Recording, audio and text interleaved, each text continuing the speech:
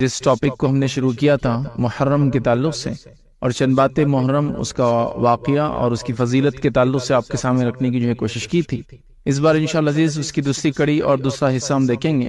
پچھلی مرتبہ میں نے آپ کے سامنے محرم کے تعلق سے 5 اس کے فضائل رکھے تھے، اور یہ بات بھی میں نے رکھنے کی کوشش کی تھی کہ جس طرح سے محرم کو آج کل منایا جاتا ہے، یہ اس کے منانے کا طریقہ نہیں، یاد رکھیے۔ اور جب نبی اکرم صلی اللہ علیہ وسلم اس دنیا سے گئے، محرم خاص طور سے عاشورے کا جو دن تھا، اس میں روزہ رکھ کے نبی اکرم صلی اللہ علیہ وسلم نے شکرانہ ادا کیا تھا، اور مسلمانوں کو بھی اس کا حکم دیا تھا، اس خوشی میں جس خوشی میں کہ یہودی بھی اس دن عید مناتے تھے، اور وہ تھی کہ موسیٰ علیہ السلام کو اللہ رب العزت نے اس دن فرعون سے اور اس کے ظلم سے نجات دی تھی، بلکہ نہ صرف نجات دی تھی، روایت میں تو یہ بھی آتا صحیح مسلم کی کہ اس دن فرعون بھی غرق ہوا اور اس کی قوم کے ظالم لوگ بھی غرق ہوئے تھے، یاد رکھیے۔ تو بہرحال جب نبی اکرم صلی اللہ علیہ وسلم دنیا سے گئے تو ایک طرح سے یہ خوشی کا دن تھا، یاد رکھیے، خاص طور سے عاشورے کا دن۔ پھر ہم نے دیکھا تھا جو محرم کے تعلق سے کہ محرم اس کے اندر عاشورہ آتا ہے، اس کی 10 تاریخ ہے، اس کے روزے کے تعلق سے کچھ باتیں رکھی۔ اس کے بعد ہم نے دیکھا تھا کہ محرم کا جو مہینہ ہے، یاد رکھیے، وہ حرمت والا مہینہ ہے، ٹھیک۔ اسی کے ساتھ ساتھ وہ اللہ تعالیٰ کا جو مہینہ ہے، نبی اکرم صلی اللہ علیہ وسلم فرمایا کہ محرم یہ اللہ تعالیٰ کا مہینہ ہے، وہ ہم نے دیکھا تھا، یاد رکھیے۔ اسی طرح ہم نے دیکھا تھا، یاد رکھیے، جو احترام والے مہینے ہیں، محترم مہینے ہیں، حرمت والے مہینے ہیں، اس کے اندر محرم سب سے افضل، یاد رکھیے، مہینہ ہے، ٹھیک ہے۔ اس کے اندر نبی اکرم صلی اللہ علیہ وسلم کثرت سے روزے رکھتے تھے، یہ بات بھی ہم نے دیکھی تھی، یاد رکھیے، اور بہت زیادہ روزے رکھتے تھے۔ میں یہ نہیں کہوں گا کہ پورے ماہ کے، پورے مہینے کے، بٹ میکسیمم بہت زیادہ روزے آپ رکھا کرتے تھے، تو لہٰذا کوشش کرنی چاہیے ہم بھی اس مہینے میں زیادہ سے زیادہ روزے رکھیں۔ اب آئیے آگے بڑھتے ہیں اور کچھ باتیں اور دیکھتے ہیں اس مہینے کے فضائل کے تعلق سے، اور کچھ باتیں جاننے کی کوشش کرتے ہیں۔ تو محرم میں یاد رکھیے یہ عاشورے کا دن ہے، یاد رکھیے، اور عاشورہ یاد رکھیے ایک اہم دن ہے، یاد رکھیے۔ کچھ روایتوں کے مطابق، جس میں سے ایک صحیح مسلم کی روایت ہے، نبی اکرم صلی اللہ علیہ وسلم نے اس مہینے کو یا اس دن کو اللہ کی طرف سے محترم قرار دیا، یاد رکھیے۔ تو گویا یہ جو دن ہے خاص طور سے عاشورے کا، یہ بڑی اہمیت کا حامل دن ہے، یاد رکھیے۔ اور اس کے پیچھے ایک واقعہ بھی انشاءاللہ عزیز ہم دیکھیں گے۔ تو اس دن کا ہمیں کوشش کرنا چاہیے کہ ہم روزہ رکھیں۔ نبی اکرم صلی اللہ علیہ وسلم فرمایا کہ جو شخص اس دن کا روزہ رکھیں گا، مجھے اللہ سے گمان ہے کہ اللہ تعالیٰ اس کے پچھلے سال کے گناہ معاف کر دے گا۔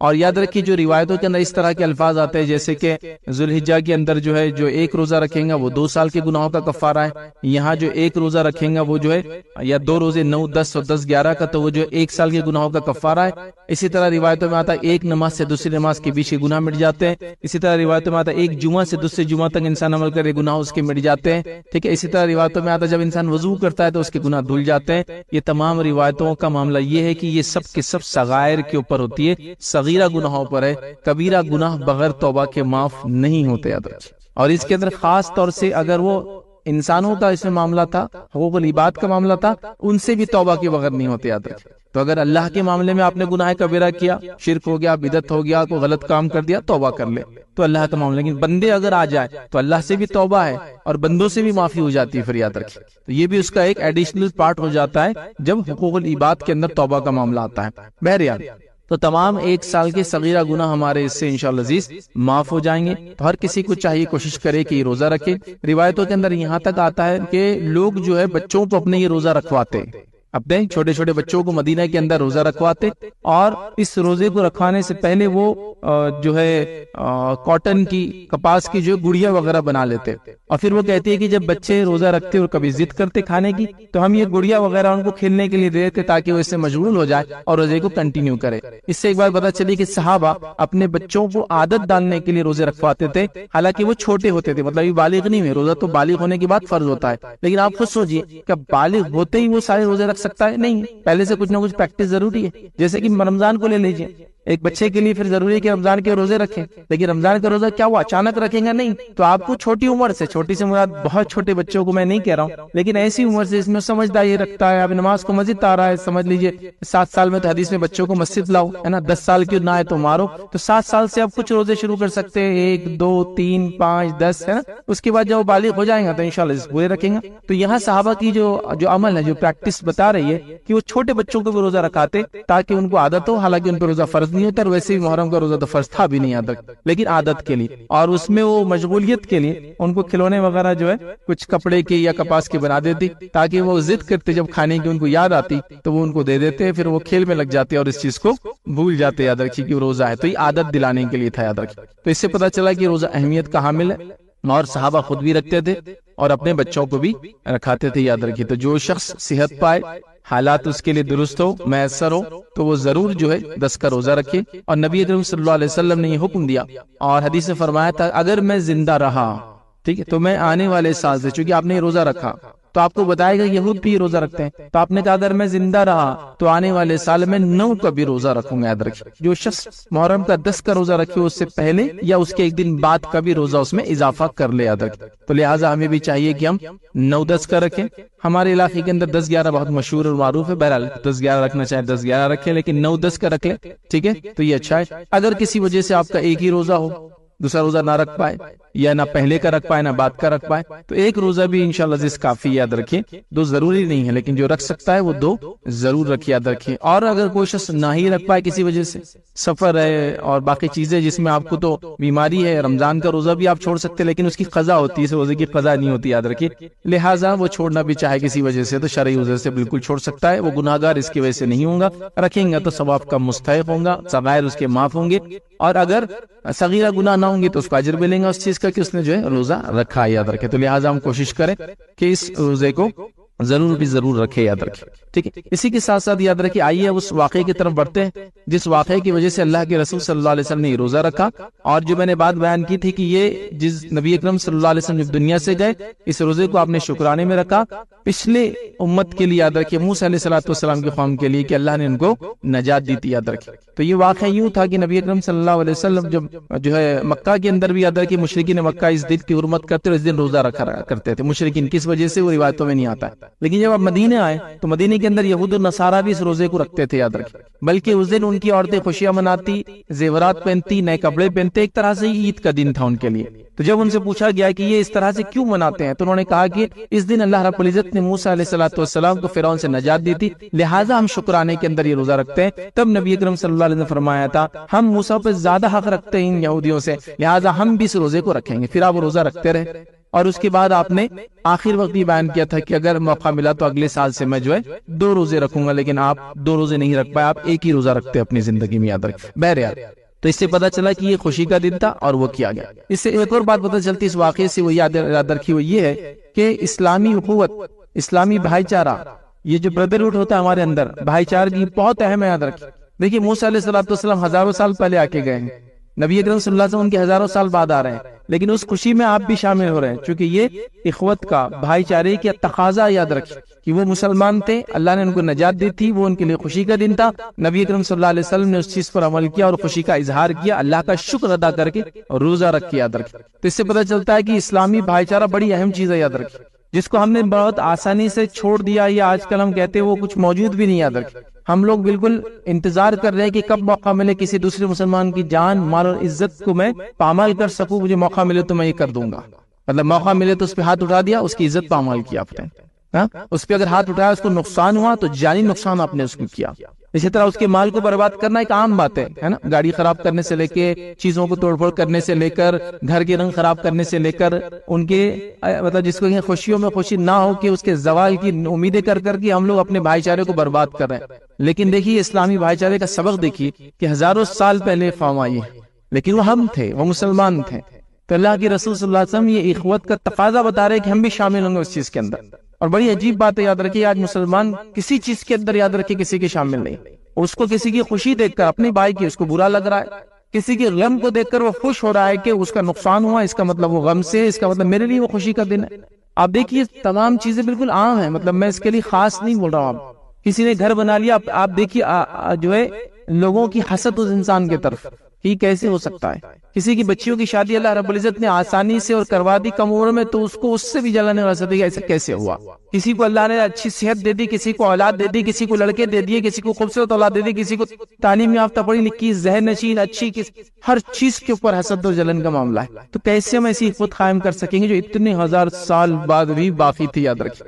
تو یہ سبق تھا یاد رکھیے اس واقعے سے، جو اللہ کے رسول صلی اللہ علیہ وسلم روزہ رکھ رہے ہیں، خوشی میں شامل ہو رہے ہیں، ہمارے لیے بہت بڑا سبق ہے مسلمانوں اس کے اندر، کہ یہ اخوت، یہ تقاضا ہم بھی باقی رکھیں۔ لیکن آج چونکہ ہم میں حسد، جلن اور دوسروں کو کھینچنا اتنا عام ہو چکا ہے، ہم نہ کسی مسلمان کی غم میں شامل ہیں نہ اس کی خوشیوں میں شامل ہیں۔ یہ بھائی چارہ مکمل ختم ہو چکا ہے نا۔ اور علاقائیت نے جو زمینوں کا بٹوارا ہوا اور علاقائیت ہوئی نا، نیشنلزم بولتے ہیں اس کو انگلش کے اندر، کہ وطن پرستی، قوم پرستی بھی نہیں بولیں گے، وطن پرستی، تو یہ وطن پرستی تو پھر سرچیز کا بیڑا غرق کر دیا۔ وہاں کوئی ڈوب کر مرتا ہے تو وہ ان کا معاملہ ہے، یہاں کوئی جل کر مرتا ہے مار دیا جاتا ہے یہ ان کا معاملہ ہے، وہاں کوئی بم ڈال کے مار دیا جاتا ہے وہ ان کا معاملہ ہے، یہاں فلاں، وہ سب اپنے اپنے معاملات یاد رکھیں۔ حتیٰ کی حالت یہ ہے کہ ہم لوگوں کی لاشوں کو لینا پسند کرتے ہیں لیکن زندوں کو نہیں لے سکتے، چونکہ ویزا اور پاسپورٹ کا مسئلہ ہے۔ یہ مسلم والے کی بات کر رہا ہوں، آپ نے یہ حالات دیکھی ہے نا، آپ نے حالت دیکھے شام کے اندر جو جنگ ہوئی، اس کے بعد لوگ جا کر ترکی کے ساحلوں سے ٹکرا کر مرے، لیکن لیا نہیں گیا، لاشوں کو دفنایا گیا، لیا نہیں گیا۔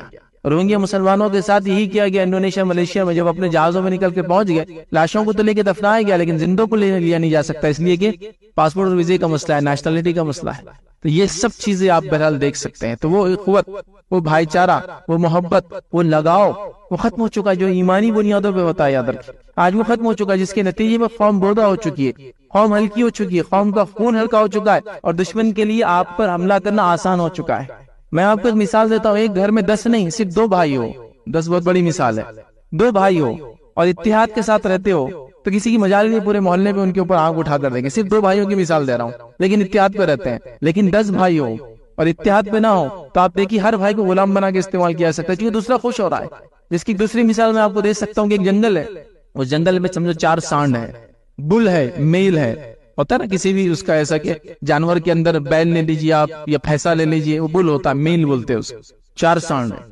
اب شیر دیکھتا ہے چاروں کو ایک ساتھ نہیں کھا سکتا، آپ نے دیکھا نا جب سانڈ پہ جو شیر حملہ کرتا ہے بفیلوز کے اوپر جنگلی، وہ مار دیتے ہیں اس کو کبھی کبھار، واقعات دیکھیں انٹرنیٹ پہ آپ کو ملیں گے ویڈیو، شیر کو مار دیے نا بھینسوں نے، تو وہ دیکھتا ہے کہ نہیں میں تو ان پہ اٹیک نہیں کر سکتا، تو وہ کیا کرتا ہے 3 سے مشاورت کرتا ہے، مشورہ کرتا ہے اور کہتا ہے تم 3 بہت اچھے لوگ ہو، مجھے خالی اس کو سزا دینے کا موقع دو، جو چوتھا ہے وہ ٹھیک بھی نہیں ہے اور فلاں ہے، تم سے فلاں ہے۔ 3 بولتے ہیں اچھا ٹھیک ہے تم ان سے بدلہ لے لو، پھر وہ ایک کو کھا لیتا ہے، اب بچے کتنے؟ 3 سانڈ بچے۔ پھر وہ 3 کے پاس آتا ہے، بولتا ہے ارے تم تینوں میں جو 2 کے پاس آتا ہے اور کہتا ہے تم دونوں بہت اچھے ہو فلاں ہے، بس مجھے اس کے ساتھ ہم موقع دو، تم سے تو میرا کوئی لینا دینا ہی نہیں، تمہارا اپنا تو بالکل اچھا چل رہا ہے۔ وہ بولتے ٹھیک، پھر اس کو کہا جاتا ہے۔ ایسے کر کے جو ہے پورے وہ چیزیں یا دشمن جو ہے ان کو ختم کر دیتا ہے۔ تو دشمن کو، مسلمانوں کو ختم کرنے کے لیے ان کو جو ہے ایکسٹرنل پاور کی ضرورت نہیں یاد رکھی، وہ اگر ہم کو ہی اندر سے برباد کر دے تو پھر کوئی چیز ہم کو وہ نہیں کر سکتے ہیں۔ تو یہ بڑی اہم چیز ہے۔ تو اس واقعے میں جو اللہ کے رسول نے روزہ رکھا 10 کا، یہ خوشی میں جو شامل ہوئے، یہ بھائی چارے کا ایک میسج ہے، یہ اخوت کا ایک میسج ہے۔ میں آپ کو جوش میں نہیں لانا چاہتا ہوں، میں چاہتا ہوں کہ ہوش میں آؤ۔ جوش میں آنے سے کچھ نہیں ہوتا ہے، ہوش میں آؤ، سمجھو یہ بھائی چارہ ایمانی بنیاد پہ کیا ہوتا ہے، اس کے تقاضے کیا ہوتے ہیں، اس کو کتنا برداشت کرنا پڑتا ہے، اس کے لیے کیا کچھ نہیں کرنا پڑتا ہے۔ یاد رکھیں، اس چیز کو سوچو، اس چیز کے بارے میں سمجھو۔ ایک چھوٹا سا واقعہ آپ کو سناتا ہوں، عمر بن خطاب رضی اللہ عنہ کا دور ہے، صحابہ کو آپ نے ذمہ دار بنایا ایک علاقے کا، آپ ذمہ داری کے ساتھ ساتھ بزنس بھی کرتے رہے۔ حضرت عمر نے بلایا اور کہا تجارت سے جتنا تم نے کمایا ہے تم اس کو لوٹا دو، اس کو صدقہ کر دو، چونکہ لوگ اس طرح کا الزام لگا رہے، چونکہ تم ذمہ دار ہو، اسٹیٹ سے اپوائنٹڈ ہو، اس کے بعد تم بزنس بھی کر رہے ہو، یہ درست نہیں ہے۔ تو پھر حضرت عمر کے کہنے پر اس صحابی نے لوٹا دیا۔ تو لہٰذا یہ سب مثالیں ہیں، مطلب بھائی چارگی کی یہ ایسی مثالیں ہیں جس کو آپ یہ ہم سمجھ بھی نہیں سکتے۔ نبی اکرم صلی اللہ علیہ وسلم نے اس بھائی چارگی کے لیے بہت کچھ کیا، یاد رکھیں۔ ایک اور چھوٹا سا واقعہ سناتا ہوں کہ ماریا قبطیہ، یہ نبی اکرم صلی اللہ علیہ وسلم کو جو ہے تحفے میں دی گئی تھی، یاد رکھیں۔ قبطیہ یہ کوپٹک تھی، مصر، سوڈان، ایریٹریا، ابیسینیا جس کو کہتے ہیں آج کا ایتھوپیا جس کو بولتا ہے، اس علاقوں کوپٹک بولتے ہیں۔ قبطی جو کرسچنز آج بھی ہوتے کوپٹک، ٹھیک ہے، یہ قدیم قوم ہے، یاد رکھیں، آج یہ مصر میں پائی جاتی ہے۔ تو بہرحال وہ قبطیہ تھی، ماریا قبطیہ ان کا نام اسی لیے پڑا۔ تو نبی اکرم صلی اللہ علیہ وسلم نے صحابہ سے یہ کہا تھا کہ تم جب ایجپٹ پہ، مصر پہ جو اٹیک کرو گے تو فلاں قبیلے سے ماریا تعلق رکھتی ہے تو اس کا لحاظ رکھنا۔ عامر بن عاص رضی اللہ عنہ کا زمانہ ہے، آپ عمر بن خطاب کی طرف سے اپوائنٹ کیے گئے کہ آپ جائیں گے مصر کے لیے، اور فاتح مصر آپ کہلاتے ہیں۔ جب مصر کو فتح کیا اور خاص طور سے اس علاقے کو فتح کیا جہاں ماریا قبطیہ تھی، جہاں کی تھی، تو کہا ان لوگوں کے ساتھ کوئی بدسلوکی نہیں کی جائیں گی، ان لوگوں کے ساتھ نرم معاملہ کیا جائیں گے، ان کے ساتھ فلاں کیا جائے گا، چونکہ یہ نبی اکرم صلی اللہ علیہ وسلم کے رشتہ داروں میں سے۔ مطلب چونکہ وہ ایک علاقے کی تھی، آپ نے علاقے والوں کو ترجیح دی کہ ان پہ ظلم مت کرنا. اندازہ لگائیے آپ، مطلب ایک خاتون جہاں سے تھی جن سے آپ کو اولاد ہوئی، آپ نے اس علاقے سے کہا ان کے ساتھ اچھائی کا معاملہ کرنا، اور نبی کے علاوہ کوئی نہیں کر سکتا ہے. تو یہ بھائی چارگی کا میسج اور پیغام تھا ہم کو، لیکن بہرحال ہم اس پیغام کو بھول کر نہ جانے کس روش اور کس اس پہ لگ گئے. تو یہ جو واقعہ تھا اللہ کے رسول کا روزہ رکھنا میں بتانا چاہ رہا تھا، یہ بڑی نصیحت لے کر ہمارے لیے آیا ہے کہ ہم بھی ایسی وقت ایسے بھائی چارے کو ترجیح دیں اور مسلمانوں کی آپسی محبت کو کبھی ختم نہ ہونے دیں. چھوٹی چھوٹی باتوں سے رنجشیں، لڑائی جھگڑا، فتنے فساد بالکل بھی نہ کریں. اور دشمن کیا چالیں چلیں گے اور پالیسی بنائیں گے وہ دوسری چیز ہے، سیکنڈ کیس ہے. ہم خود اپنے خلاف کیا کیا کر رہے ہیں اور اللہ رب العزت کی طرف سے لعنت کو اور بربادی ہلاکت کو دعوت دے رہے ہیں ادب. تو لہٰذا ہم کوشش کریں اب بھائی چارگی کو سب سے مقدم یاد رکھیں، چاہے وہ جہاں بھی ہو. یہ تو مسلمان گزر چکی ہے، یاد رکھ، ہزاروں سال پہلے گزر چکے تھے موسیٰ علیہ السلام اور ان کی قوم، اور اللہ کے رسول کا ان سے محبت کا اظہار کرنا اس طرح سے یہ ہمارے لیے دلیل ہے کہ زندوں کے ساتھ کتنا اچھے عمل کی ضرورت ہے جب گزرے ہوئے لوگوں کے ساتھ یہ عمل کیا گیا. تو لہٰذا یہ واقعہ نبی اکرم صلی اللہ علیہ وسلم کو روزہ رکھنا یہ زبردست پیغام مجھے اور آپ کو دیتا ہے. اب آئیے اس سے بھی ہم آگے بڑھتے ہیں. اس واقعے کے بعد جو ہے اس مہینے کے تعلق سے اور بھی مختصر بس تھوڑی سی جو باتیں میرے ذہن میں آپ کے سامنے میں رکھتا ہوں، چونکہ ہم پورے ماہ کی بات کر رہے ہیں. تو اس مہینے کے اندر جو چیز کامنلی دیکھی جاتی ہے یاد رکھیے، جو ہو رہی یاد رکھیے، اس میں سب سے بڑی چیز یہ ہے کہ جو غلط چیزیں جو رائج کر چکی ہے، جب بھی محرم آتا ہے تو مخصوص لباس وغیرہ میں نے سب آپ کو رکھ دیا تھا پچھلی بار کہ لوگ مخصوص لباس پہنتے ہیں، مخصوص کھانے کھاتے ہیں، تو یہ رواج درست نہیں یاد رکھے. تو سب سے پہلے یاد رکھیے محرم کی 10 تاریخ کو ہم نے خاص طور سے کربلا سے جوڑ دیا. صرف یہ خاص طور سے کربلا سے کبھی جڑی نہیں تھی. جب نبی اکرم صلی اللہ علیہ وسلم دنیا سے گئے شریعت مکمل ہو گئی، تب تک یہ موسیٰ علیہ السلام سے جڑا تھا واقعہ. یہ 10 کی تاریخ موسیٰ علیہ السلام سے جڑی تھی. جب شریعت مکمل ہو گئی، اب کوئی بھی واقعہ، کوئی بھی سانحہ، کوئی بھی غم، کوئی بھی خوشی نہ عید کے اندر تیسری عید ایڈ کر سکتی ہے، نہ جو دن نبی اکرم صلی اللہ علیہ وسلم نے بتا دیا اس کے اندر کوئی چیز کی تبدیلی لا سکتی ہے. تو نبی اکرم صلی اللہ علیہ وسلم نے شکرانے میں روزہ رکھ کے خوشی منائی. اب یہ دن غم کا کبھی نہیں ہو سکتا، یاد رکھیے. واقعات ہوتے رہیں گے. اب بڑے سے بڑے شخصیت کا، چاہے وہ ابوبکر صدیق کیوں نہ ہو، ان کی وفات بھی جو ہے تبدیلی نہیں لا سکتی. اچھا آپ سوچئے، خود علی ابن ابی طالب رضی اللہ عنہ، ان کو بھی تو جو ہے ان کی بھی انتقال ہوا، ان کی بھی شہادت ہوئی. ان کے اوپر کیوں نہیں وہ دن کو منا رہے ہیں؟ ایک مخصوص دن کو جس میں خوشی منائے گی، جس کا حکم کیا گیا، اس کو کیا کیا گیا؟ تو میں نے آپ کو پچھلی بار بتایا تھا، مسلمانوں کو ان کی آبا اور اجداد اسلاف کی وفات پر یہ غم کے نام پر خوشی منانے کا ایک سسٹم تھا جو خاص طور سے یہود اور نصارہ کی ایک چال تھی، اور مسلمان اس میں سب کے سب پھنسے. 10 محرم غم کا دن ہے، لیکن اعمال پورے خوشی کے، نئے کپڑے پہنے جا رہے، بازار اور میلہ لگ رہا ہے، بچے خوشی منا رہے، روٹ اور چونگے کھائے جا رہے، شربت اور مانڈے وہ کیے جا رہے، اور آپ بول رہے غم کا ہے. کس نے غم پہ ایسا کیا؟ مجھے تو نہیں معلوم غم کے اوپر کوئی ایسی خوشی مناتا ہے نا. 22 رجب کو بھی ایک اعمال کیا جاتا کنڈے کے نام سے. اس دن امیر معاویہ کی شہادت ہوئی تھی، اور امیر معاویہ امیر تھے، اور آپ نے بہت آئرن فسٹ جس کو بولتے نا، ایک دم مضبوط ہاتھ سے جو کنٹرول کیا تھا، ہر قسم کی فتنے فساد کو کچل دیا تھا. اب خوشی منانے والے کو ایک ہی طریقہ خوشی منانے کا، وہ تھا چھپ کے. آپ دیکھیے اس کا پورا عمل چھپ کے ہی ہے نا. پردے کی آڑ میں بنایا جائے گا میٹھا، باہر کسی کو بتایا نہیں جائے گا، شام سے پہلے ختم کیا جائے گا، بچا ہوا پھینک دیا جائے گا. یہ ہوتا تھا، ہم نے بچپن میں دیکھا بچا ہوا میٹھا مسجد کی مچھلیوں کو یا گڑا لوگ دفنا دیتے تھے. کیوں یہ چھپ کر خوشی منائی جا رہی ہے؟ یہ کون سی خوشی ہے جس کو اتنا خفیہ طور سے منایا جاتا ہے؟ یہ چونکہ اس زمانے میں کچھ لوگوں کو خوشی ہوئی ان کی وفات پر، لہذا خوشی اب ڈائریکٹلی تو منا نہیں سکتے، خلیفہ کا انتقال ہوا، لہذا چھپ کر گھروں میں منایا جائے. چھپ چھپ کے آؤ، کھاؤ، وہیں ہاتھ دو، وہیں رکھو، مٹی کو اس میں کرو، رات میں اس کو دفنا دو. یہ تمام چیزیں غم کے نام پر انہوں نے خوشی منوانے لگائی. میں نے 12 ربیع الاول کی آپ کو مثال دی تھی. کیا مناتے تھے آج سے 10 20 50 سال پہلے، جب تک لوگوں کو عربی کا یا عام نالج نہیں آیا تھا؟ 12 وفات پیدائش کو بولتے ہیں، وفات مرنے کو بولتے، سب کو پتا ہے. تو وفات منا رہے تھے 12 وفات. اب عید میلاد کر دیا آپ نے اس کو. تو عید ایک جوڑ دی جو کہ عید ثابت بھی نہیں، دو عیدیں، تیسری جوڑ نہیں سکتی. اب یاد رکھیں، تو کوئی خوشی اور کوئی غم یاد رکھیے اب کسی دن کی اہمیت کو بڑھا نہیں سکتا، کم نہیں کر سکتا. جو شریعت نے بتا دیا بس جب تک وہ فنش ہو گیا. تو اس دن کا معاملہ شکرانے کا تھا، اس دن کا معاملہ روزے کا تھا، اس دن کا معاملہ وہ اخوت بھائی چارے کو یاد کرنے کا تھا، اس دن کا معاملہ جو ہے محبت الفت مسلمانوں کی بڑھانے کا تھا اور خوشی کا تھا. تو واقع ہوتے رہیں گے، اور بھی واقع ہوئے تاریخ میں. خود ان کے بڑے بھائی حضرت حسن رضی اللہ عنہ کی بھی شہادت ہوئی ہے نا. تو ان کے لیے بھی آپ دیکھیے حسن رضی اللہ عنہ کے تعلق سے نہیں مناتے، حضرت حسین کی تو غم منایا جا رہا، حضرت حسن کا نہیں منایا جا رہا. اور حضرت علی کو اور بھی اولادیں تھی، یاد رکھیے ہے نا. حضرت فاطمہ سے آپ کو حسن، حسین، محسن یاد رکھیے، اور لڑکی تھی یاد رکھیے آپ. لیکن لوگ تاریخ یہ سب نہیں بتاتے. اور یہ ایک بیوی سے تھا. حضرت فاطمہ کی وفات کے بعد جو اللہ کے رسول کے 6 مہینے بعد ان کا انتقال ہوا، آپ نے اور بھی نکاح کیا، اور آپ کی وفات کے بعد آپ کی 2 بیویاں تھی، یاد رکھیے، اور سب سے اولادیں تھی آپ. تو کئی بچے اور بچیوں کا آپ کے تذکرہ آتا ہے، کسی کو اہمیت نہیں دی ہم نے. تو آپ دیکھیے مخصوص شخصیت کو اٹھانا، یقیناً وہ آل رسول سے ہے، ہماری ان سے محبت ہے. یہ محبت میں ذرہ برابر بھی کمی نہیں آ سکتی. اس محبت کی وجہ سے لوگ ہم کو جو بولنا چاہے بول سکتے ہیں. یہ محبت ہے، چونکہ وہ خاندان ہی اتنا عظمت والا ہے. یاد رکھیے نبی اکرم صلی اللہ علیہ وسلم کے خاندان کی ہم بات کر رہے ہیں، ٹھیک ہے. لیکن ان کی خوشی سے اب شریعت میں کوئی عید ایڈ نہیں ہو سکتی، ان کی غم سے شریعت پہ کوئی غم کا دن ایڈ نہیں. یہ میں بتانا چاہ رہا ہوں. تو واقعہ تو ہوا، تاریخ ہے اور صحیح نہیں ہے، ہم مانیں گے اس چیز کو، ایسا نہیں ہونا چاہیے تھا، لیکن بہرحال ہوا. تو ہم نے کیا دیا، اس کو مخصوص کر دیا. تو یہ مخصوص کس دن سے، میں نے آپ کو بتا دیا، کربلا سے یہ مخصوص نہیں ہو سکتا ہے، ٹھیک ہے. اسی طرح پورے محرم کو منحوس سمجھا جاتا ہے، بالکل غلط بات. کوئی دن، کوئی گھڑی، کوئی وقت منحوس نہیں ہوتا، سوائے اس شخص کے اعمال اس کو نحوست والا کر سکتے ہیں. ہوتا ہے نحوست ہوتی ہے چیزوں میں، وہ کب ہوتی ہے؟ اس کے اعمال کی وجہ سے ہوتی ہے.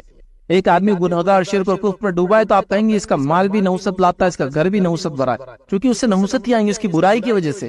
لیکن اس کی نحوست اس کے لیے، پورے سماج کے لیے نہیں ہوتی ہے. تو نحوست ہوتی ہے وقت میں، لیکن وہ اس آدمی کے اعمال کی وجہ سے ہوتی ہے. تو یا تو پورا مہینہ منحوس بنا دیا آپ نے. کیسے؟ شادی نہیں، بیاہ نہیں، خوشی نہیں، فلاں نہیں. آج کل خیر کر رہے ہیں، پہلے نہیں کرتے تھے. دوسرا یاد رکھیے، مخصوص جو ہے اس کو جس کو کہتے ہیں نظر اور نیاز اور منتیں اس مہینے منائی جاتی، جو کچھ بھی ثابت نہیں ہے. مخصوص آل رسول مطلب آپ سب کے خاندان کے لوگوں سے، اور کیا کیا رسومات نہیں کیے جا رہے، بہرحال آپ سب جانتے، کچھ بھی ثابت نہیں ہے. نظر اور نیاز صرف اور صرف اللہ کے لیے ہوتی ہے، اس کے علاوہ کسی کے لیے نہیں ہوتی. یہ بھی نہیں کہ کسی اور کے لیے اللہ کے نام سے، وہ بھی غلط ہے، وہ بھی جائز نہیں، حرام ہے. بہرحال اسی طرح ہمارے ماحول میں آج کل تو الحمدللہ کم ہو گیا، لیکن ابھی بھی باقی ہے تازیے، سواریاں اس کو بولتے ہیں، اور پھر وہ پنجے، پھر گھوڑے، پھر شیر اور چیتے، سب آپ دیکھ سکتے ہیں مارکیٹ میں کیا کیا ہوتا ہے. یہ سب ابھی بھی ہو رہا ہے، کم ہو گیا الحمدللہ، لیکن ہو رہا ہے. یہ تعزیے وغیرہ تو بالکل صحیح نہیں یاد رکھیں، کہاں سے آئے، کیا ان کا وجود ہے. اس چیز کو دیکھ کر آپ بولیں گے عجیب و غریب چیز ہے. ایک ڈنڈے پہ کپڑے پہ کپڑا لٹکا دیا گیا، ایک آدمی اس میں اتنی انرجی لاتا کہاں سے ہے جو اتنی دیر تک لے کر اس کو سوار ہوتا ہے، سوائے اس کے کہ بیچارہ اپنے ہوش میں نہ ہو. ایک عام آدمی اتنی دیر تک کچھ بھی نہیں کر سکتا. بہرحال یہ سب حالات، اور لوگ اس سے نظریں مانگ رہے ہیں، منت مانگ رہے ہیں، اس کے نیچے سے گزر رہے ہیں. آپ دیکھیے یہ سب چیزیں ہو رہی. بلکہ ہم چھوٹے تھے تو اتنی باتیں بھی ہم نے سنی، اللہ رحم کرے، اللہ معاف کرے، کہ بولے فلاں ایک تعزیہ، اگر فلاں ایک دوسرے تعزیے سے مل لیے جس کا نام ایک بڑے صاحب اور دوسرے کا نام چھوٹے صاحب تھا، دونوں مل گئے تو بولے قیامت آ جائیں گے اس دن. یہ عام بات تھی بالکل. یہ سب چرچیت ہے، مطلب چھوٹے تھے تو سن رہے تھے ہم گلی گلی.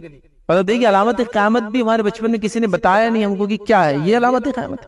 تو بولے یہ علامت قیامت ہے، فلاں ایک جگہ بیٹھتے ہیں، فلاں ایک جگہ بیٹھتے ہیں. تو بڑے اور چھوٹوں کا جس دن ملن ہو گیا تو اس دن بولے قیامت آ جائے گی. عجیب و غریب مطلب چیز ہے یہ عقائد. اتنی عقیدے کی کمزوریاں کہ ایک مسلمان کو یہ نہیں پتا قیامت کب آئیں گی. اتنے واضح طور سے اللہ کے رسول صلی اللہ علیہ وسلم نے اپنے الفاظ میں بیان کر دیا، احادیث کے اندر بیان کر دیا، اس کے باوجود یہ حال. تو بہرحال یہ سب چیزیں، تو یہ سب بھی ہو رہا ہے. یاد رکھیں ماحول مارکیٹ میں بچنا چاہیے، بچوں کو بچانا چاہیے، روک سکتے تو روکنا بھی چاہیے، محبت کے ساتھ، علم کے ساتھ سمجھانا بھی چاہیے، تاکہ وہ لوگ جو یہ کام کرتے دھیرے دھیرے چھوڑ دے. چونکہ ہمارے وہ بھائی ہے جہالت کی وجہ سے کرتے ہیں، ہم ان کے خلاف بات نہیں کریں، جہالت، نالج نہیں ہے. نالج آ جائے گا انشاءاللہ چیزیں چلی جائیں گی. ایک زمانہ تھا سارے لوگ ایسی حرکتیں کرتے تھے، دھیرے دھیرے علم آیا، جماعتوں نے کام کیا، مختلف تنظیمیں آئی، شخصیات آئی، کام آیا اور تبدیلیاں آئی. تو بہرحال ابھی بھی اصلاح کی بہت ضرورت ہے، اس کام کو چھوڑنا نہیں چاہیے. میں خاص کیوں کہہ رہا ہوں، ہم لوگ چونکہ اب جان ہی رہے تو ہم سمجھ رہے ہو نہیں رہا ہے، ویسا نہیں ہے، ہو رہا ہے، بڑے پیمانے پہ ہو رہا ہے. پہلے آدھا کلومیٹر ہوتا تھا، اب 2-2 کلومیٹر کے روڈ بند ہو رہے، تو ہو رہا ہے. سمجھائیے، منائیے، لوگوں کو سکھائیے، علم دینا یہ اصل چیز ہے. یاد رکھیے اسی طرح جو ہے 10 محرم کو میلے وغیرہ لگائے جاتے ہیں، ٹھیک ہے. اسی طرح کچھ روایتیں بیان کی جاتی کہ اس روز جو اپنے گھر والوں پہ رزق میں کشادگی کریں گا اللہ سال بھر برکت دیں گا. نبی اکرم صلی اللہ علیہ وسلم روزے رکھے اور آپ بول رہے رزق میں کشادگی. آپ صلی اللہ علیہ وسلم روزہ رکھ رہے ہیں اور روزہ پورے دن کا ہوتا ہے. یاد رکھیے پھر سورج نکلنے کے پہلے سے ڈوبنے تک تو دن چلا جاتا ہے. کشادگی والی روایتیں صحیح نہیں. یاد رکھیے تو اس دن کشادگی نہیں کرنا، روزہ رکھنا ہے. یاد رکھیے اسی طرح جو ہے اس مہینے کے اندر خاص طور سے جو آخری پوائنٹ رہے گا، صحابہ پہ لوگ لعن طعن کرتے ہیں. کون کیا کیسے آپ سب جانتے ہیں، لعن طعن کرتے ہیں. یاد رکھیے برا بھلا کہتے ہیں، ہم بھی شامل ہیں اور وہ بھی شامل ہے، سب اس کا حصہ ہی. یاد رکھیے یہاں سے بات، صحابہ پہ لعن طعن کوئی نہیں کر سکتا. یاد رکھیے بہت بڑی جسارت ہے، بہت بڑی جسارت.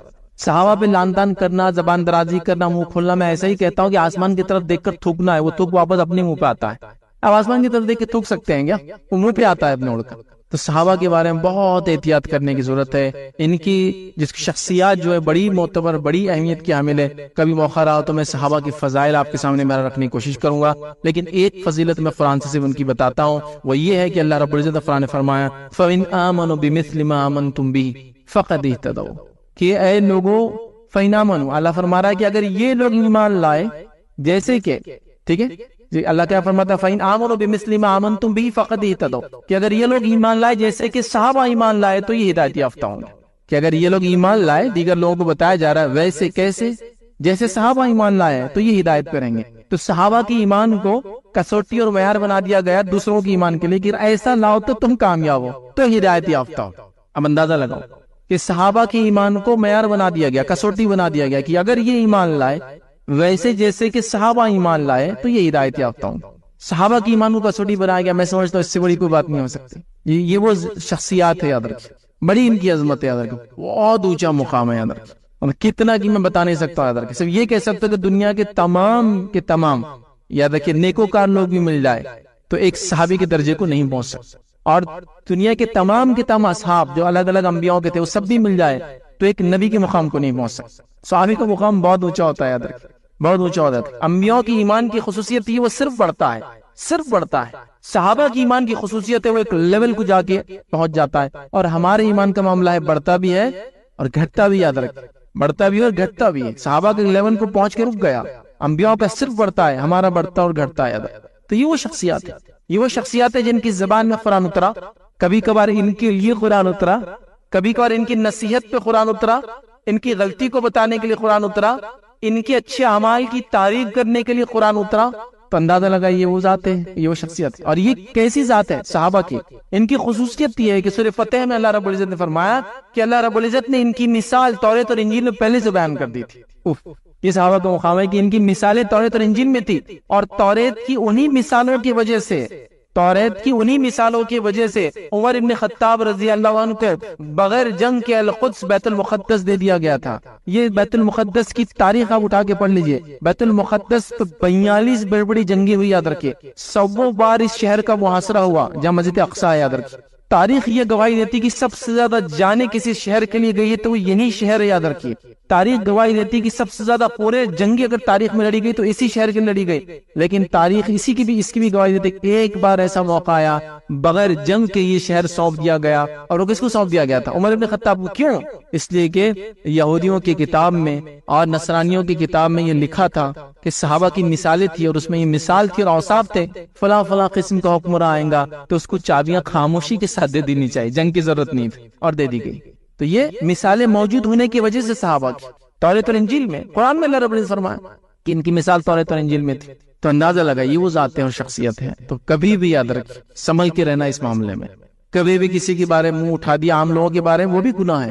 صحابی کے بارے میں تو پھر تو ایمان کا معاملہ ہے، چونکہ صحابہ سے محبت یہ دین ہے، اسلام ہے اور یہ ایمان ہے. یاد رکھیں، ان سے بغض اور نفرت یاد رکھیں یہ نفاق ہے، یہ گناہ ہے، یاد رکھیں، اور یہ کفر تک بھی لے جاتا ہے، یاد رکھیں. تو لہٰذا بہت احتیاط کی ضرورت ہے صحابہ کی شخصیت کا جہاں معاملہ ہے. تو لہٰذا اس مہینے میں لوگ بڑا صحابہ کو لعن طعن کرتے ہیں. میں کہوں گا یہ جسارت، یہ غلطی مت کرنا کبھی. یہ بہت جس کو کہیں گے نا دنیا اور آخرت برباد کرنے والا عمل ہے. تو بہرحال یہ چند باتیں تھی جو محرم کے تعلق سے، اس ماہ کے تعلق سے میں نے مناسب سمجھی آپ تمام کے سامنے رکھوں. اللہ رب العزت سے دعا ہے کہ اللہ سبحانہ تعالیٰ ہم تمام کو دین کی صحیح سمجھ عطا فرمائے اور اس کے مطابق عمل کرنے کی توفیق عطا فرمائے. اللہ رب العزت ہمیں اس چیز کی توفیق دے کہ ہم اس کی کتاب کو پڑھیں اور اس کو سمجھیں، اس کے پیغام کو اپنی زندگیوں میں لاگو کریں اور اس پیغام کو انسانیت تک پہنچائیں. اللہ رب العزت ہمیں اپنی نسلوں کو کتاب و سنت پر قائم رکھنے والا بنائے. اللہ رب العزت جو تنگ دست ہے، پریشان حال ہے، مصیبت زدہ ہے، بیمار ہے، ان تمام کی مشکلوں کو، بیماریوں کو، مصیبتوں کو دور کرے. اور اس کے ساتھ ساتھ کس سے کی جانی چاہیے، اور مختصر اور کچھ باتیں اس کے ذیل میں انشاءاللہ عزیز آئیں گی. کیونکہ دعا ایک بڑی اہم چیز ہے، یاد رکھیے، اور یہ ایک ایسی عبادت ہے جو مستقل عبادت ہے. دعا کے تعلق سے ایک جو عظیم اور ایک بڑی غلط فہمی جو مجھ میں اور آپ میں آ جا چکی وہ یہ ہے، ہم دعا کو مصیبت کے گھڑی میں کی جانے والی عبادت سمجھتے ہیں. پریشان تو دعا کر لو، جبکہ دعا مصیبت میں کی جانے والی عبادت نہیں ہے، دعا مستقل عبادت ہے. ایک عام فہم، عام مثال میں کہوں گا، ہم نے دعاؤں کو اسپیئر ویل سمجھ لیا گاڑی کا، جبکہ دعا اسٹیئرنگ ویل ہے. یہ یہ کبھی کبھار کام نہیں آتی ہے، ہمیشہ اس کی ضرورت ہے، اس کے بغیر کوئی چیز ہو ہی نہیں سکتی ہے۔ جیسے ایک گاڑی کے اندر ایک اسپیئر ویل ہوتا ہے، خالی ٹائر ہوتا ہے، کبھی ضرورت پڑ گئی تو لگا لیا۔ تو آج امت مسلمہ دعا کو ایسے ہی سمجھتی ہے، مصیبت ہے تو پھر دعا ہے، ورنہ ضرورت نہیں اس کی، جبکہ دعا تو اسٹیئرنگ ویل ہے، اس کے بغیر گاڑی چل ہی نہیں سکتی ہے۔ تمام مرحلوں میں زندگی کے صبح سے لے کر شام تک، داخل کہیں ہونے سے باہر نکلنے تک، ہر اس میں نبی اکرم صلی اللہ علیہ وسلم نے دعا دعا دعا دعا دعا اتنی دعائیں سکھائی کہ جس کی کوئی انتہا نہیں یاد رکھی۔ دعاؤں کے تعلق سے امت مسلمہ میں ایک بہت بڑی غلط فہمی ہے کہ اس کی اہمیت کو، اس کو ایک عبادت تسلیم ہی نہیں کیا ہم نے صرف اس کو ایک ایسا عمل تسلیم کیا کہ جب کبھی آپ مصیبت میں ہو تو دعا کر لو، یا میں مصیبت میں ہوں تو آپ دعا کر لیں میرے لیے۔ تو اس کو سمجھیے، دعا مستقل عبادت ہے۔ اور اللہ رب العزت نے آدم علیہ السلام کو جب تخلیق کیا، جب آپ کو بنایا، تو آدم علیہ السلام کو بنانے کے بعد جو سب سے پہلا کام آدم نے کیا، جو عبادت تھی ان کی، وہ دعا تھی۔ اللہ نے آدم کو بنایا، نبی اکرم صلی اللہ علیہ وسلم فرماتے ہیں آدم جب بننے لگے، روح پھونکی گئی تو سر سے بنتے گئے نیچے کی طرف، اور جب سر سے نیچے کی طرف بننے لگے اور اوپری حصہ بن گیا تو آدم علیہ السلام نے پہلا کام کیا، چھینکا۔ تو فرشتوں نے جو ہے، اللہ رب العزت نے آدم کو کلمہ سکھا اور کہا کہ جب تم چھینک لو تو الحمدللہ کہو، اور جب انہوں نے الحمدللہ کہا تو فرشتوں نے یرحمک اللہ جواب میں دیا، اور کہا اب تمہاری اولاد کا بھی یہی معاملہ ہوگا، جب بھی وہ چھینکیں گے الحمدللہ کہیں گی، اور جواب میں یہ کہا جائے گا۔ تو آدم علیہ السلام کو جو پہلی عبادت اللہ رب العزت نے کروائی وہ ایک دعا تھی۔ اسی طرح اللہ رب العزت نے آدم علیہ السلام کی جو توبہ قبول کی وہ بھی دعا کے ذریعے کی۔ تو دعا ایک مستقل عبادت ہے، یاد رکھیے، یہ کبھی کبھار ہونے والا عمل نہیں، یہ ہمیشہ ہونے والا عمل ہے۔ اسی طرح تمام عبادتوں کے اندر دعا ایک ایسی عبادت ہے جس کے لیے نہ کوئی وقت ہے، نہ کوئی گھڑی ہے، نہ کوئی جگہ ہے، نہ کوئی حالت ہے کہ طہارت ہونا نہیں ہونا، نہ کوئی مقام ہے، بلکہ ایک ایسی مستقل مسلسل بترتیب ایک ایسی عبادت ہے جو آپ صبح شام دن رات طہارت بغیر طہارت کے کسی بھی حالت میں سوتے اور جاگتے اور لیٹے اور بیٹھے اور کھڑے سے اور مجمع میں اور انفرادی اور ہر اعتبار سے آپ کر سکتے ہیں۔ ایک ایسی مستقل جہرانہ عبادت جو آپ کبھی بھی کر سکتے ہیں، کوئی وقت کی پابندی نہیں، کوئی مہینے کی پابندی نہیں، کوئی دن اور رات کی پابندی نہیں، کوئی جگہ کی پابندی نہیں، کوئی رکعت کسی چیز کی پابندی نہیں، ایک ایسی مستقل عبادت جو آپ کبھی بھی کر سکتے ہیں، ہر وقت کر سکتے ہیں، ایک ایسی زبردست چیز ہے۔ اسی طرح اگر سیرت النبی کا مطالعہ کرے، نبی اکرم صلی اللہ علیہ وسلم کی سیرت کا مطالعہ کرے، تو آپ صلی اللہ علیہ وسلم کی زندگی کی کوئی گھڑی، کوئی پہلو، کوئی موقع ایسا نہ تھا جب نبی اکرم صلی اللہ علیہ وسلم نے دعا نہ کی ہو یا امت کو دعا نہ سکھلائی ہو۔ ایک تو تھا آپ کو دعائیں کرتے، ایک سکھایا بھی کرتے تھے، تو نہ کی ہو یا نہ سکھلائی ہو۔ آپ دیکھیے نا، آپ صبح اٹھے، اٹھنے کی دعا، آپ لوگوں سے ملاقات کیے، ملاقات کرنے کی دعا، سلام کرتے ہیں، بیت الخلاء میں داخل ہوئے صبح اٹھ کر، اس کی دعا، بیت الخلاء سے باہر آئے، پیشاب پخانہ کر کے آپ جو طہارت خانے سے باہر آئے، اس کی ایک دعا، آپ نے وضو شروع کیا، اس کی ایک دعا، آپ نماز کے لیے نکلے، مسجد پہنچے، مسجد میں داخل ہونے کی دعا، مسجد میں فجر کی نماز پڑھی، نماز کے اندر مختلف دعائیں جو شروع ہوتی ہے ثنا سے لے کر تو تسلیم، مطلب تکبیر سے لے کر تسلیم، نماز ختم ہونے تک، مسجد سے باہر نکلے تو پھر اس کے بعد مسجد سے نکلنے کی دعا، گھر میں داخل ہوئے تو گھر میں داخل ہونے کی دعا، گھر سے نکلے تو گھر سے نکلنے کی دعا، لباس پہنا تو لباس پہننے کی دعا، اسی طرح جو ہے نیا لباس پہنا، نیا لباس پہننے کی دعا، نئے پھل دیکھے، نئے پھل دیکھنے کی دعا، ہر چیز کی دعائیں سکھائے۔ سواری پہ سوار ہوئے تو اس کی ایک دعا، سواری سے اتر رہے اس کی ایک دعا، شہر میں داخل ہوئے اس کی ایک دعا، شہر سے باہر نکلے کوئی نئے اس کی ایک دعا۔ تو گویا صبح سے شام تک کوئی ایسا زندگی کا مرحلہ نہ ہوگا جس میں ہم دعا نہیں کرتے، حتیٰ کہ طہارت کے معاملے میں بھی دعا ہے کہ بیت الخلاء میں جا رہے اپنے جو ہے طہارت کے لیے تب بھی دعا، وہاں سے نکل رہے تب بھی دعا، حتیٰ کہ ایک انسان اپنے بیوی کے ساتھ ہو تو اس عمل سے پہلے جو اس کے لیے جائز ہے اس سے پہلے بھی دعا۔ دعائیں دیکھ رہے آپ کس کثرت سے ہے کہ کوئی زندگی کا مرحلہ اس سے خالی نہیں ہے، اور نبی اکرم صلی اللہ علیہ وسلم سے کم و بیش 1000 سے زیادہ دعائیں جو لیل اور نہار صبح اور شام کی ثابت ہے، جو صحیح روایتوں سے آتی ہے، کم و بیش 1000 کے قریب ایسی دعائیں ہیں جو رسول اللہ صلی اللہ علیہ وسلم سے ثابت شدہ صحیح روایتوں سے ملتی ہے جو ہمیں کرنا چاہیے۔ تو کوئی مرحلہ رسول اللہ صلی اللہ علیہ وسلم کی سیرت کا مطالعہ کرے تو نہ گزرا ہو جس میں آپ نے کوئی دعا نہ کی ہو یا دعا نہ سکھائی ہو۔ ہر معاملے پہ دعا، ہر چیز کے لیے دعا سکھائی ہے۔ لیکن افسوس اس امت کا معاملہ یہ کہ دعا کے معاملے میں کنجوس کیا، اس کو علم ہی نہیں دعائیں ہوتی کیا ہے، کرنا کیا ہے، کیا اس کا معاملہ ہے۔ یہ بڑی افسوس کی بات ہے، یاد رکھیے کہ جس امت کے نبی نے کسی گھڑی کو بغیر دعا سے خالی نہ رکھا، اس امت کی یہ بدبختی ہی ہم کہیں گے کہ اس کو دعائیں یاد نہ ہوتی ہیں۔ یا چونکہ اس کی اہمیت نہیں تو یاد کرنے کی کیا ضرورت، اس لیے کہ دعاؤں کو ہم آؤٹ پروسیس کرتے ہیں. آؤٹ پروسیس کیا ہوتا ہے کہ جب میری تجارت بہت بڑھ جاتی ہے تو میں کانٹریکٹس لیتا ہوں اور دوسروں سے وہ کام کروا کے لیتا ہوں. تو آج ہماری دعائیں بھی آؤٹ پروسیس ہوتی ہے، بھائی تم کر دو.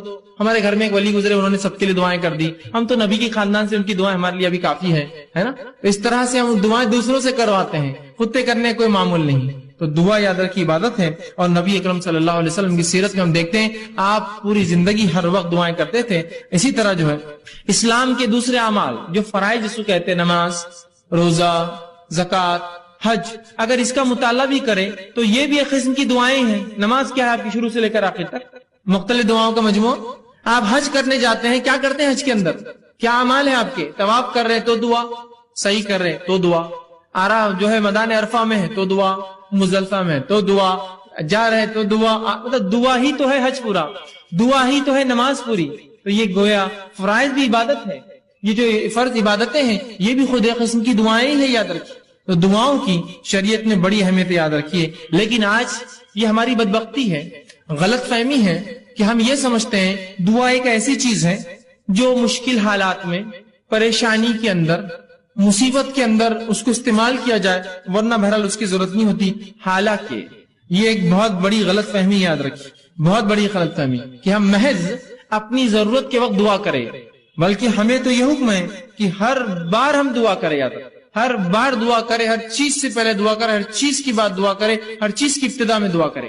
یہ غلط فہمی کو دور کیجیے کہ دعا کبھی کبھار مصیبت میں پھنس گئے، پریشانی میں پھنس گئے تو کرے، بلکہ دعا ایک مستقل جارحانہ ایک مومن کی زندگی کا عمل ہے جو وہ صبح شام اٹھتے بیٹھتے کھاتے پیتے، عبادتوں سے پہلے، عبادتوں کے اندر، عبادتوں کے بعد وہ جو ہے دعائیں کرتا ہے. اور اللہ رب العزت جو ہے دعاؤں کو قبول بھی کرتا ہے. ایک غلط فہمی یہ بھی ہوتی ہے لوگوں کو کہ یار میں نے اتنی دعا کی، ہم لوگ اتنی دعائیں کر رہے ہیں لیکن میری دعا قبول نہیں ہوتی. میں نے فلاں مسئلے کے لیے دعا کی، وہ چیز مجھے نہیں ملی. میں نے فلاں کام کے لیے دعا کی، وہ چیز کام نہیں ہوا. میں نے فلاں مسئلے کو فلاں کیا، آج تک وہ چیز نہیں ہوئی. یہ کیسی عجیب بات ہے کہ میں دعا تو کر رہا ہوں لیکن وہ چیز قبول نہیں ہوتی ہے، وہ چیز میری پوری نہیں ہوتی ہے، یا وہ کام میرا نہیں ہوتا ہے. پھر کیا فائدہ دعائیں کر کے؟ اور جب دعاؤں کا صحیح تصور اور دعا کیا ہے، ہم نے کیا سمجھا؟ دعا مصیبت کی ایک چیز ہے استعمال کی. اب مصیبت حل نہیں ہوئی تو پھر دعا کر کے فائدہ کیا ہے؟ ہم نے دعاؤں کو یہ سمجھا کہ مصیبت کی گھڑیوں میں اللہ کو پکارنا یہ دعا ہے. اب اگر مصیبت میں نے پکارا اور وہ دعا کا جواب نہ آیا، جو مجھے نہ سمجھا، تو پھر فائدہ کیا ہے دعا کر کے جس کا جواب نہیں آتا، جو قبول نہیں ہوتی. اور پھر یہ سوچ کر انسان یا تو دعائیں کرنا چھوڑ دیتا ہے. دعائیں کرنا چھوڑنا تو پھر ٹھیک ہے، لیکن اللہ رب العزت سے جو بدزنی وہ شروع کرتا ہے، یار دعائیں قبول نہیں کرتا اللہ ہماری، فائدہ کیا کر کے؟ بدزنی مطلب اللہ سے بدزن ہو جاتا ہے اور یہ کہنا شروع کر دیتا ہے کہ دعائیں میری قبول نہیں ہوتی یار، یا دعا کر کے فائدہ نہیں میری قبول نہیں ہوتی. یہ بہت خطرناک چیز ہے، یاد رکھیں. پہلے غلط فہمی کی دعا مصیبت کی ایک چیز ہے، اس کے بعد اگر مصیبت دعا نہیں دوسری چیز کی، پھر انسان یا تو دعائیں کم کر دیتا ہے یا تو دعا کرنا چھوڑ دیتا ہے. یہ کم اور چھوڑنا تو ٹھیک ہے، اللہ سے شکایتیں شروع کر دیتا ہے. کیسا اللہ میری دعا قبول نہیں کیا فائدہ یار دعا کر کے، اپنی قبول نہیں ہوتی تو کر کے کیا فائدہ؟ یہ سب سے خطرناک مرحلہ، یاد رکھیے. اس میں انسان پھر جو ہے اس دائرے سے نکل جاتا ہے اور اکثر لوگ اس چکر میں جا کے شرک اور کفر تک پہنچ جاتے ہیں. کیسے؟ انشاءاللہ آگے میں رکھوں گا. جبکہ اللہ رب العزت نے اپنی کتاب میں اعلان کیا کہ تم دعا کرو، میں تمہاری دعاؤں کو قبول کروں گا. جس طرح میں نے ایک آیت آپ کے سامنے خطبے میں 2 آیتیں تلاوت کی. ایک آیت سورہ غافر سورہ نمبر 40، اس کی آیت نمبر 60 میں نے تلاوت کی. اس میں اللہ فرماتا اور کہتا ہے وقال ربکم ادعونی استجب لکم، کہ تمہارا رب تم سے کہتا ہے، اللہ رب العزت کہتا ہے کہ تم اس سے دعا کرو، استجب لکم، میں تمہاری دعاؤں کو سنوں گا. کون کہہ رہا ہے؟ یہ اللہ کہہ رہا ہے تم دعائیں کرو اے مسلمانوں، میں تمہاری دعاؤں کو سنوں گا. استجب لکم ان الذین یستکبرون عن عبادتی، اور جو میری دعائیں نہیں کرتے، مجھ سے دعائیں نہیں مانگتے اور تکبر کی بنیاد پر نہیں مانگتے. جو اللہ فرماتا ہے یستکبرون عن عبادتی، جو دعاؤں کو نہیں کرتا تکبر کی بنیاد پہ، اور دعا عبادت چونکہ یہاں لفظ ہے ان عبادتی، جو دعاؤں کی شکل میں میری عبادت نہیں کرتا تکبر کی بنیاد میں، سیدخلون جہنم داخرین، ایسے شخص کو میں جہنم کے اندر ڈال دوں گا. سمجھ رہے بات کو کہ جو دعا نہیں کریں گے، تکبر کریں گے، دعا ایک عبادت ہے، تو اللہ فرما رہا ہے ایسے لوگوں کو اٹھا کر میں کہاں ڈال دوں گا؟ سیدخلون جہنم داخرین، ایسے لوگوں کو میں جہنم میں ڈال دوں گا۔ تو وہ اللہ دعا سنتا ہے، نہ کرنے والوں کو جہنم میں ڈالیں گا تو کرنے والوں کی پھر ضروری اس کے لیے لازم ہے کہ وہ جواب دے، پھر اس کے نفس پہ لازم ہے، جب وہ کہہ رہا ہے مجھ سے کرو، نہ کروں گے تو جہنم میں ڈالوں گا، تو گویا تم کرو میں قبول کروں گا، یہ اس کا معنی ہے۔ دوسری آیت جو میں نے تلاوت کی سورہ بقرہ سورہ نمبر 2 آیت میں 186 تھی، اس میں اللہ نے فرمایا وَإِذَا سَأَلَكَ عِبَادِي عَنِّي فَإِنِّي قَرِيبٌ، کہ میرے بندے اے نبی تم سے سوال کرتے ہیں صلی اللہ علیہ وسلم کہ میرے بندے سوال کرتے سَأَلَكَ عِبَادِي عَنِّي میرے بارے میں، فَإِنِّي قَرِيبٌ۔ اگر قرآن کا آپ اگر طرز دیکھیں، قرآن کا جواب دینے کا اگر انداز اور اسلوب دیکھیں، قرآن میں جب بھی رسول اکرم صلی اللہ علیہ وسلم سے سوال ہوا تو اللہ نے فرمایا وہ تم سے پوچھتے ہیں فلا کہہ دو قل، وہ تم سے پوچھتے ہیں چاند کے بارے میں، کہہ دو قل کے لفظ آتے ہیں۔ سبحان اللہ، اس آیت پہ غور کیجیے، اللہ نے فرمایا وَإِذَا سَأَلَكَ عِبَادِي، میرے بندے میرے بارے میں پوچھتے ہیں، فَإِنِّي قَرِيب، کہہ دو بھی نہیں کہا، رسول کو نکال دیا بیچ میں سے، فَإِنِّي قَرِيب، کہہ دو ان سے کہ میں قریب ہوں، نہیں کہا فَإِنِّي قَرِيب، میں قریب ہوں ان سے۔ مطلب گویا جملے اور الفاظ کے اعتبار سے اس کے اندر قالا کا لفظ بھی نہیں ہے کہ نبی تم کہہ دو قل ان سے، یا قال یہ تم ان سے کہہ دو کہ میں قریب ہوں۔ رسول اکرم صلی اللہ علیہ وسلم کو بھی وہاں سے نکال کر انی قریب سیدھا جواب دیا گیا۔ حالانکہ سورہ بقرہ اٹھائیے، سوالات کا ایک سلسلہ ہے سورہ بقرہ میں، ہر سوال کے بعد آتا ہے کہ آپ سے سوال کرتے قل ان سے جواب کہہ دو، قل ان سے کہہ دو، قل ان سے کہہ دو، کہ اس کا معنی یہ یہاں جب سوال ہوا کہ میرے بندے پوچھتے میرے بارے میں تو رسول اللہ صلی اللہ علیہ وسلم کو قل بھی نہیں کہا، نکال دیا فانی قریب، سیدھا اتنا قریب ہوں کہ مجھے یہ بھی کہنے کی ضرورت نہیں ہے نبی آپ کہہ دو میں قریب ہوں۔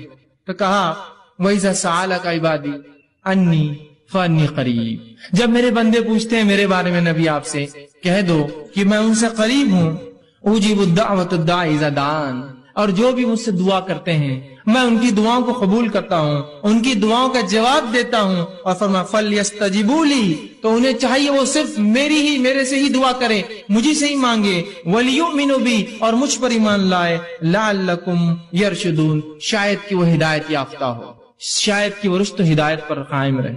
تو یہاں اللہ رب العزت نے اس کی وضاحت کر دی کہ اے لوگوں تم پوچھتے ہو میرے بارے میں قریب ہوں، تمہاری دعاؤں کو سنتا ہوں، لہٰذا تم صرف مجھ ہی سے دعا کرنا تاکہ تم جو ہے رشد و ہدایت پر رہو۔ وَلْيُؤْمِنُوا، ایمان مرل شرط ہے ہر چیز کے لیے، تو میں ایمان والوں کی دعائیں قبول کرتا ہوں، اور آگے فرمایا جو ہے تاکہ تم رشد و ہدایت پر قائم رہو۔ تو یہاں اس آیت نے وضاحت کر دی۔ اسی طرح رسول اللہ صلی اللہ علیہ وسلم فرمایا اور کہا، جامع ترمذی کی روایت آپ نے فرمایا ان الدعاء هو العبادہ، دعا عبادت ہے، عبادت ہے دعا، یاد رکھیں۔ اسی طرح فرمایا جامع ترمذی کی یہ بھی روایت ہے الدعاء مخ العبادہ، دعا عبادت کا مغز ہے، یہ عبادت کا مغز ہے۔ نماز دعا، حج دعا، یہ مغز ہے، دیکھیے ہر کسی چیز کے بعد دعا ہے نا، حج کے ارکان کر رہے دعا کر رہے، اس میں مغز ہے نا اس کا، تو دعا عبادت کا مغز ہے، یہ اتنی اہم چیز ہے، اس کو امت جو ہے غور کرے اور اس چیز کو سمجھے۔ اسی طرح اب جب میں نے یہ کہا اللہ کہتا ہے دعائیں کرو اور اللہ دعائیں قبول کرتا ہے، تو اللہ رب العزت دعاؤں کو کیسے قبول کرتا ہے، اس کا کیا طریقہ ہے؟ آئیے اس سے پہلے ایک حدیث دیکھتے ہیں جو دعاؤں کی قبولیت کے تعلق سے کہ اس کی مختصر صورتیں کیا ہوتی ہیں۔ جب میں نے کہا اللہ دعائیں قبول کرتا ہے تو اللہ دعاؤں کو کیسے قبول کرتا ہے، اس کا طریقہ کیا ہے؟ کیا جو میں مانگوں وہ کر دیتا ہے؟ طریقہ کیا؟ آئیے سنیے۔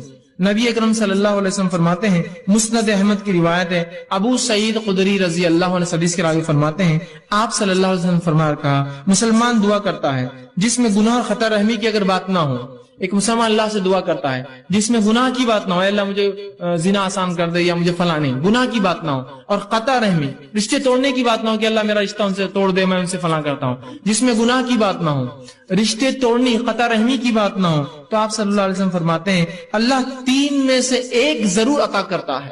جب بندہ اللہ سے دعا کرتا ہے جو گناہ کی نہ ہو، پہلا شرط، دوسرا قطع رحمی رشتے توڑنے کی نہ ہو، تو اللہ 3 میں سے کوئی ایک کام اس کے ساتھ کرتا ہے۔ غور سے سنیے تاکہ وضاحت ہو جائے کہ اللہ دعائیں بولتے ہیں نا اس میں قبول نہیں کرتا ہے، تو کیا کرتا ہے؟ سنیے 3 میں سے کوئی ایک کام۔ پہلا، دعا کے مطابق خواہش پوری کر دیتا ہے، اے اللہ مجھے فلاں گاڑی چاہیے، گاڑی مل گئی، دعا کے مطابق خواہش پوری کر دی۔ اے اللہ مجھے فلاں گھر چاہیے، گھر مل گیا، دعا کے مطابق خواہش پوری کر دی۔ اے اللہ مجھے فلاں جو خاتون سے نکاح کرنا ہے، دعا کے مطابق آپ کو کر دیا، وہ چیز آپ کو عطا کر دی۔ اے اللہ میرے والدین کو صحت عطا فرما، دعا کے مطابق صحت عطا ہو گئی۔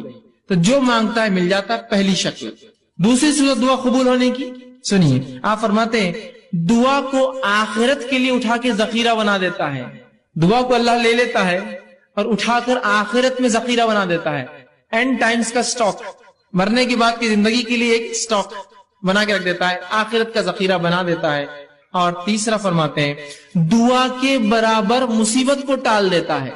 دعا کے برابر آپ نے دعا مانگی اللہ مجھے گاڑی دے، اب بولیں گاڑی نہیں ملی مجھے، دعا کے برابر مصیبت ٹال دی. ہو سکتا ہے گاڑی لیتے آپ ایکسیڈنٹ ہو کے مر جائے، دعا کے برابر مصیبت ٹال دی، گاڑی نہیں دلائی. آپ دعا کے برابر مصیبت ٹال دی تو آپ کی دعائیں اللہ نہیں قبول کر کے در حقیقت قبول کر رہا ہے، وہ اس کا بدلہ دے رہا ہے آپ کو.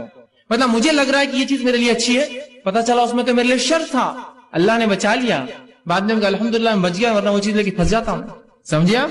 تو نہیں قبول کر کے قبول کرتا ہے آپ کی دعا. وہ 3 شکلیں، پہلی ہو بہو جو مانگا عطا ہوا، دوسری شکل آخرت کے لیے توشہ ذخیرہ بنا کے اعمال میں رکھ دیا، تیسری شخص دعا کے برابر مصیبت ٹال دی جاتی ہے. صحابہ نے کہا اللہ کے رسول تب تو ہم کثرت سے دعائیں کریں گے، مطلب دعا میں نقصان کچھ ہے نہیں صرف فائدہ ہے، تب تو ہم کثرت سے دعائیں کریں گے. تو آپ صلی اللہ علیہ وسلم فرمایا اللہ کے پاس بہت خیر ہے، تم جتنی چاہو کرو، اس کے خزانے بہت زیادہ ہے، کم نہیں ہونے والے، کرتے رہ جاؤ.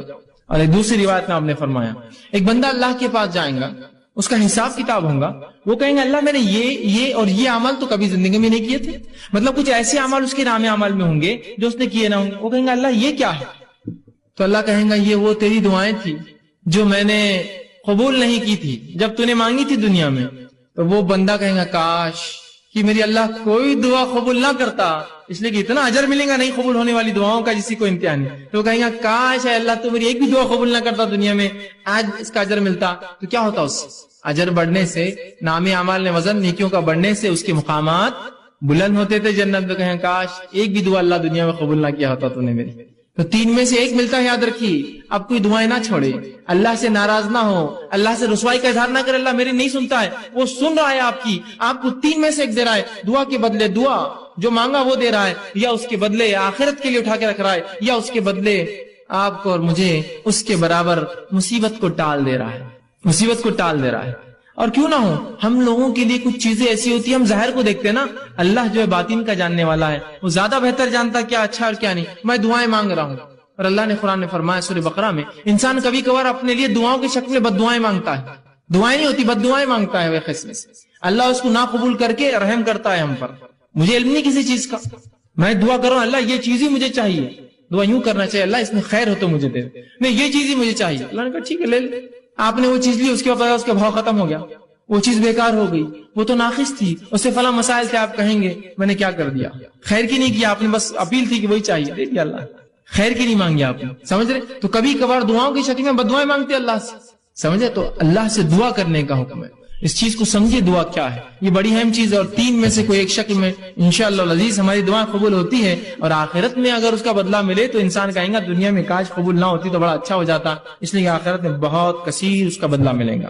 ٹھیک ہے؟ اسی طرح اب جو میں نے کہا دعائیں قبول ہونے کی 3 صورتیں ہیں، 3 صورتیں ہیں، اس میں سے جو 3 صورتیں ہیں اس میں سے جو ایک صورت اللہ ہو دعا کو قبول کرتا ہے، اس جو سٹیپ جو پہلا قبول جو اللہ ہو کرتا ہے، اس کے پھر 2 طریقے اللہ کے قبول کرنے کے. اللہ ہر دعا قبول کرتا ہے، دعائیں 3 شکل میں قبول ہوتی ہیں، ہو آخرت میں بدلا، اس کے برابر مصیبت ٹالتا ہے. تو جو پہلی شکل اللہ قبول کرتا ہے، اس قبول کرنے کی پھر 2 شکلیں ہیں. اس قبول کرنے کی 2 شکلیں، وہ کیا ہے؟